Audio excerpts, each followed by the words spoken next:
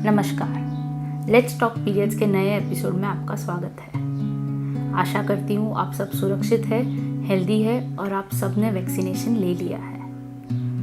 आज हम बात करेंगे प्रेग्नेंट होने से पहले क्या क्या ध्यान रखना चाहिए जिससे प्रेगनेंसी ऑलमोस्ट इजी हो और नॉर्मल हो। प्रेगनेंसी हर औरत चाहती है वो इजीली प्रेग्नेंट रहे, कोई कॉम्प्लिकेशन ना हो और 9 महीने के एंड पे एक अच्छा हेल्दी बेबी आए। प्रेग्नेंट होने से पहले थोड़ी चीज़ों का ख्याल रखेंगे तो जिससे प्रेगनेंसी आपके लिए भी आसान होगी और आपका बच्चा भी हेल्दी रहेगा। तो हमें क्या क्या ध्यान रखना है जब भी आप कपल प्रेगनेंसी प्लान करें उससे पहले एक बार आपके गायनेकोलॉजिस्ट से मिल लें।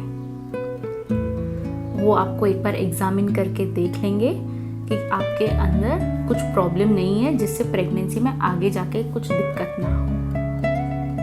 थर्डली, थोड़े ब्लड टेस्ट करने होते हैं। आपका हीमोग्लोबिन ठीक है कि नहीं है, आपका थायराइड लेवल्स ठीक है कि नहीं है, आपको शुगर या डायबिटीज़ तो नहीं है, आपका ब्लड प्रेशर ठीक है।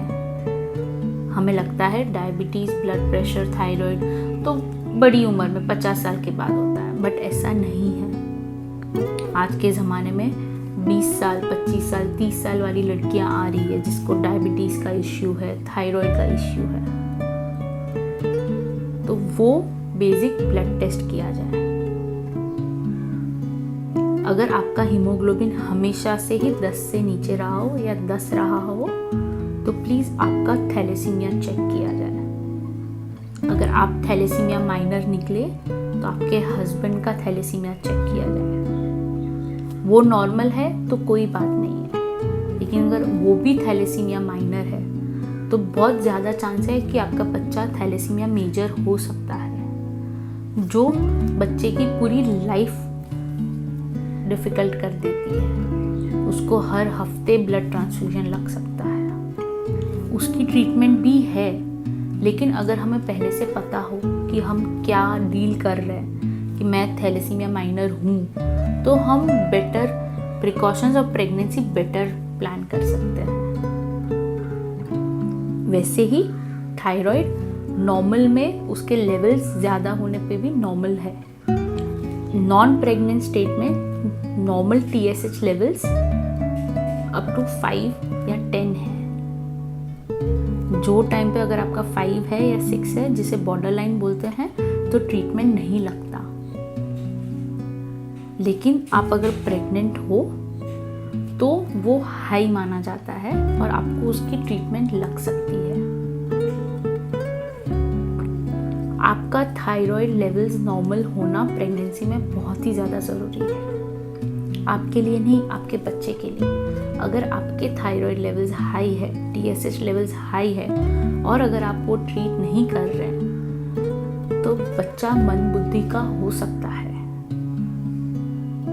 जो पूरे बच्चे की लाइफ टाइम रहेगा। आपको एक छोटी सी ट्रीटमेंट से, एक छोटी सी दवाई से आपका बच्चा तंदुरुस्त और सुरक्षित और मेंटली साउंड रह सकता है। सिमिलरली, अगर आपको ब्लड प्रेशर है, अगर आपको डायबिटीज़ है, अगर प्रेग्नेंट होने से पहले ही हम वो पकड़ लें और वो ट्रीट करें तो प्रेगनेंसी स्मूथली आगे जा सकती है। और क्या चेक करना है? तो आपका डाइट हेल्दी होना चाहिए।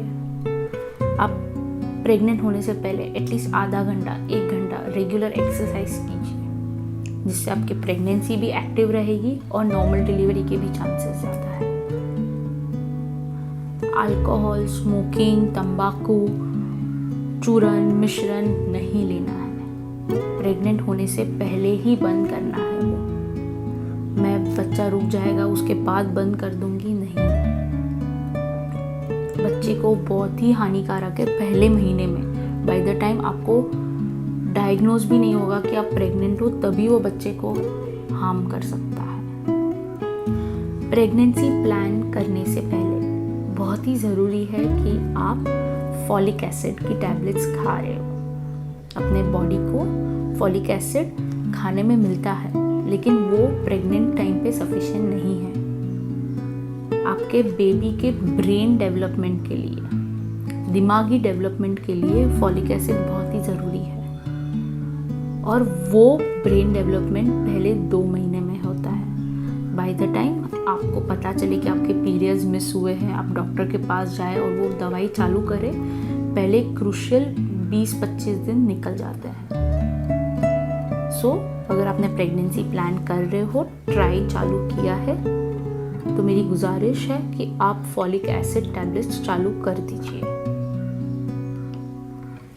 ऑल्सो विटामिन D3, अगर आप प्लान कर रहे हैं कि मेरे को 2 या 3 महीने के बाद हम एज अ कपल प्लानिंग चालू कर रहे हैं, तो विटामिन D3 का कोर्स ले लीजिए एक बार,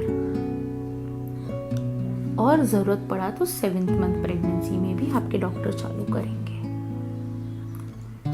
ये हो गई जानकारी प्रेगनेंसी प्लान करने से पहले क्या क्या ध्यान रखना है।